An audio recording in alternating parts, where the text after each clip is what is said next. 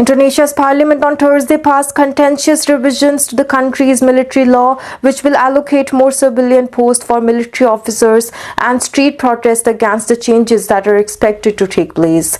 The revisions have been criticized by the civil society groups who say it could take the world's third biggest democracy back to the draconian, that is the New Order era of the former strongman president Suharto, when the military officers dominated the civilian affairs. Speaker Puan Maharani led the unanimous vote in the plenary council and officially passed the law, saying that it was in accordance with the principle of democracy and human rights. President Prabowo Subianto, also who took office the last October, was a special forces commander under Suharto, has been expanding the armed forces role into what is considered civilian areas, including his flagship program of free meals for children.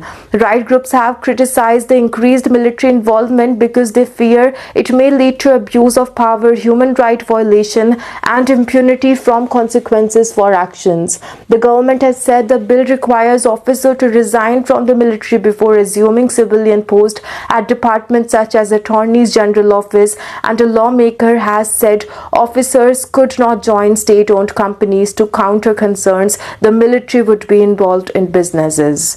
Some students have camped at the back gate of the parliamentary building since the Wednesday evening, when the protest and the law and the demanding of the government pulls out all the military personnel from the civilian jobs. Police officers forced them to leave the building, but they refused. One protester, who declined to be named, told Reuters and Millennium that there were just a few dozen protesters at the time the bill was passed by Parliament. Military personnel were called in for the security in the Parliament building to assist the police.